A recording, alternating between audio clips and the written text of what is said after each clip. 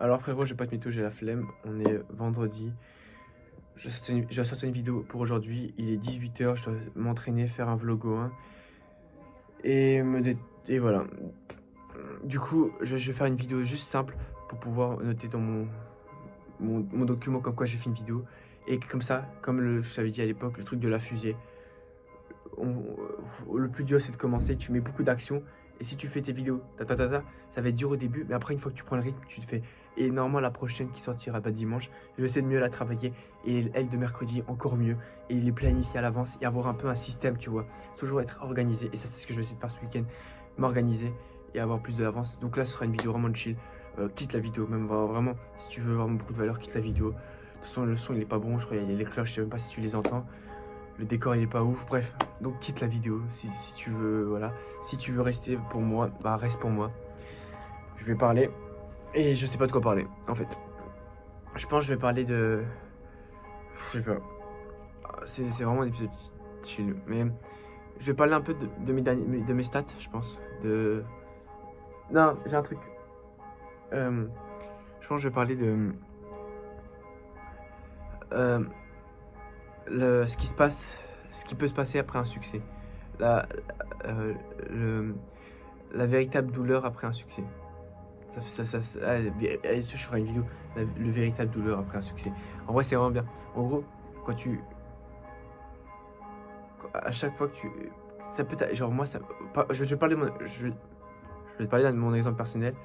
J'ai fait un TikTok sur ma chaîne Volsfoot, tu vois, un edit. Et il avait vraiment percé. Il avait fait genre 170 000 vues. Et j'étais refait, genre vraiment refait. Et quelques jours plus tard, j'en sors un ou deux, ils font 4, 5, et l'autre il fait 8 000 vues, genre c'est une dinguerie, genre j'ai jamais fait même 8 000 vues, c'était beaucoup moins que l'autre, j'étais un peu dégoûté, mais franchement c'est énorme quand même 8 000 vues. Ah, il y a 2 semaines, je faisais 8 000 vues, c'était ma meilleure vidéo. Et je poste une vidéo et elle fait 400 000 vues, tu vois. Là, je me suis dit, vas-y, ça y est, j'ai compris les codes de TikTok, je vais tout péter, etc. J'étais grave fier de moi. Et toujours après un succès de fou, la vérité, elle te retombe. Et là, je poste 1, 2, 3, 4. Et je vois 500, 20, 60, 100. Je me dis quoi, c'est quoi tout et tout. Et en fait, il faut que tu comprennes que parfois, t'as compris. Il y a ton TikTok qui a percé, mais tu sais pas forcément pourquoi. Et à l'heure actuelle, je sais pas encore forcément trop pourquoi.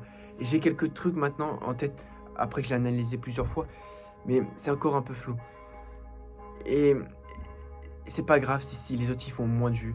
Essaie de comprendre pourquoi celui-là a fait plus de vues que l'autre. Il y a forcément un truc. Tu peux, même si tu te dis ouais non, c'est TikTok il m'aime pas et tout, il y a forcément un truc. Regarde, je vais prendre un exemple. Mon deuxième TikTok le plus vu qui a fait 170 000 vues, pourquoi il a fait autant de vues? En grande partie parce qu'en gros c'était Mbappé. Il y avait un supporter du PSG qui lui a dit ouais fallait pas partir, fallait pas partir.